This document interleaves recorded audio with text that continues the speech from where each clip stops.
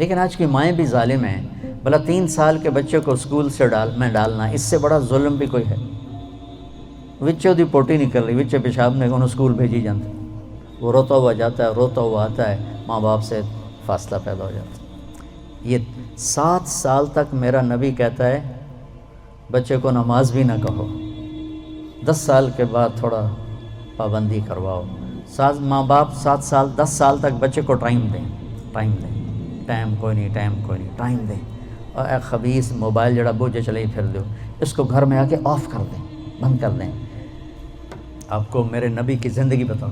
میرے نبی جب گھر میں آتے تھے، نبوت کا غم درد سب باہر چھوڑ کے آتے تھے، مسکراتے تھے، ہنستے تھے، بچوں کے ساتھ کھیلتے تھے، ان کے لیے گھوڑا بن جاتے، حسن حسین کو کمر پہ بٹھا کے کمرے میں چکر لگاتے، پھر ان سے کہتے تمہارا اونٹ کیسا ہے. پھر دونوں بھائیوں کو اتار کے حضرت زینب کو اپنی کمر پہ بٹھا کے کمرے میں چکر لگاتے، پھر ان کے ساتھ کشتی کرتے، پھر ان کی کشتی کرواتے. کیا کچھ نہیں کیا. آپ ان سے زیادہ مصروف تو نہیں ہیں. ایک جہاز سے اترے دوسرے پہ چڑھ گئے، اس سے اترے تیسرے پہ چڑھ گئے. یہ کوئی زندگی ہے بھائی؟ مختصر سے زندگی کے لیے اپنے آپ کو اتنا امبیلنس کر دینا کہ گاڑی کا بیلنس آؤٹ ہو تو فوراً ٹھیک کراتے ہو. اپنے بیلنس دا پتہ نہیں کتھوں دا کتھے آؤٹ ہویا پہ، اس کو بھی تو بیلنس کرو. بچے کو عزت دو، وہ آئے تو اس کے متوجہ ہو جاؤ، جی بیٹا. اور بچوں کو میرے نبی نے کہا اکرموا اولادکم، اپنی اولاد کو عزت دو. میرے نبی کو ملنے جب بیٹی فاطمہ آتی، مہینے بعد نہیں آتی تھی، ہر دوسرے دن، نال تک گھر ایسے، تو میرے نبی چیئر پر بیٹھے ہیں، زمین پر بیٹھے ہیں، چارپائی پر لیٹے ہیں، جو ہی فاطمہ پہ نظر پڑتی کھڑے ہو جاتے، اور وہیں کھڑے نہیں ہوتے، تیزی سے آگے بڑھتے تھے، اور حضرت فاطمہ کو وہیں دروازے پر ہی ہاتھ پکڑ لیتے تھے، اور دیکھو یہاں بوسہ لیتے تھے. پھر ہاتھ پکڑے لا کر پہلے بیٹی کو بٹھاتے تھے، پھر خود بیٹھتے تھے. یہ سلوک تھا ماں بطور باپ اپنی بیٹی کے ساتھ. عزت ان کے اندر ڈالو گے تو عزت واپس آئے گی. لیکن ہمارے گھروں میں ٹینشنیں ہیں تو ماں بھی ڈانٹ رہی ہے، باپ بھی ڈانٹ رہا ہے، ماں بھی تھپڑ مار رہی، پیو بھی تھپڑ مار رہے ہیں. میرے نبی حضرت فاطمہ کے گھر تھے، رات کا ٹائم، حضرت حسن کی آنکھ کھلی، کہا ماں جی پانی پینا ہے. تو حضرت فاطمہ اٹھنے لگی، تو ہم نے کہا فاطمہ لیٹ جا. آپ نے گلاس اٹھایا، سامنے گھڑے میں پانی تھا، آپ نے پانی نہیں لیا. اب باہر گئے، حضرت علی کی بیمار بکری کھڑی تھی، دودھ کا قطرہ بھی نہیں تھا. آپ نے ہاتھ لگایا، وہ دودھ سے بھر گئے. پھر آپ نے دودھ نکالا، گلاس بھر دیا. اندر آئے تو حسین بھی جا گئے تھے، وہ دوڑ کے آگے آ گئے. تو ہم نے کہا تو پیچھے ہو جائے. تو بیٹی نے کہا آپ کو حسن سے زیادہ پیار ہے؟ نہیں، میری دونوں آنکھوں کی ٹھنڈک ہے، اس نے پہلے مانگا، اس کو پہلے دوں گا.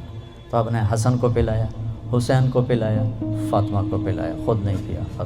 پھر کہا فاطمہ تو، میں، یہ دونوں، اور یہ جو سویا ہوا ہے، علی سوئے رہے جاگے نہیں، ہم پانچوں قیامت کے دن اکٹھے ہوں گے. اس واقعے سے کیا سبق ملتا ہے؟ کہ بچے نے پانی مانگا، میرے نبی نے دودھ دیا. کہ اگر تمہیں اللہ نے ہمت دی ہے تو اپنے بچوں کی جائز خواہشات کو اعلیٰ سے اعلیٰ طریقے پر پورا کرو، عزت کے ساتھ، احترام کے ساتھ.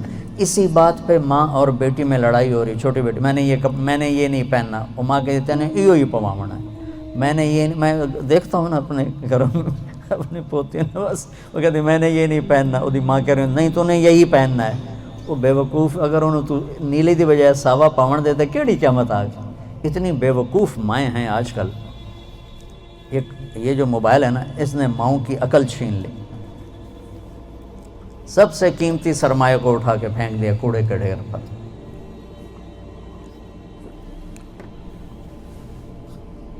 یہ واقعہ ہمیں سبق دیتا ہے کہ اولاد کو اتنا پروٹوکول دو گے تو پھر وہ واپس آئے گا، پھر وہ آپ کو عزت دیں گے. حضرت حسن بصری فرمایا کرتے، ان کی کنیت ہے ابو سعید، بیٹا تھا سعید. فرمایا کرتے تھے میں نفل پڑھ رہا ہوں اور میرا بیٹا سعید مجھے بلاتا ہے تو میں اس کے لیے نماز توڑ دیتا ہوں، نفل توڑ دیتا ہوں. تو ہم اولاد کو رگڑے دیتے رہتے ہیں، پھر جب وہ تھوڑے سے بڑے ہوتے ہیں پھر وہ ہمیں رگڑے دیتے ہیں، پھر وہ ہمارا جی میرا بیٹا بڑا نافرمان ہے، کوئی تعویذ دو۔ ہن تعویذ میں کی کہا کتوں دیواں تعویذ؟ تم نے پہلے ان کے اندر زہر بھرا ہوا ہے، وہ کہاں سے نکلے گا؟ تو بھائی بہنوں، اسلام ایک زندگی ہے، بڑی خوبصورت زندگی، جس کا تھوڑا سا میں نے آپ کو ایک نقشہ پیش کیا ہے۔ تبلیغ اس کو سیکھنے کی محنت ہے۔ عبادات اور فرائض تو مختصر ہیں، 5 نمازوں کے بعد اوور، حج کے بعد دوسرے کا مطالبہ کوئی نہیں، زکوٰۃ دینے کے بعد دوبارہ مطالبہ کوئی نہیں، اور حج زکوٰۃ ہے بھی پیسے والے پر، 1 مہینے کے روزے کے بعد مطالبہ کوئی نہیں۔ لیکن زندگی کیسے گزارنی ہے، اس کا 24 گھنٹے مطالبہ ہے۔ ماں کے ساتھ کیسے ہو، باپ کے ساتھ کیسے ہو، بیوی کے ساتھ، بیوی کا خاوند کے ساتھ، پھر دونوں کا بچوں کے ساتھ، بچوں کا ماں باپ کے ساتھ کیسے معاملہ ہو، یہ 24 گھنٹے کی زندگی۔ بھائیو، اپنے نبی کی سیرت پڑھا کرو، اپنے نبی کی زندگی پڑھا کرو، اپنا قرآن پڑھا کرو، آپ کو پتہ چلے کہ زندگی کس چیز کا نام ہے۔ اور جب اللہ آپ کو توفیق دے، تبلیغ میں 3 دن بھی لگانا شروع کریں گے تو آپ کو بہت فائدہ ہوگا۔ اس کی نیت کرو، اس کے ارادے کرو، نماز نہ چھوٹے، کبھی قضا ہو جائے تو رات کو سونے سے پہلے پڑھ کے سو، تاکہ وہ جو ہمارا اس دن کا عمل ہے اس میں وہ نماز ادا نہ صحیح تو قضا میں ضرور آ جائے، پھر آہستہ آہستہ انشاءاللہ پابندی بھی آ جائے گی، اور اپنی زبان سے گالی، غیبت، چغلی، طنز، طعنہ یہ نکال دو، تو دنیا بھی آپ سے پیار کرے گی، اللہ بھی آپ سے پیار کرے۔ تو سارے بھائی بہن نیت کرتے ہو؟ وصلی اللہ تعالی علی نبی کریم۔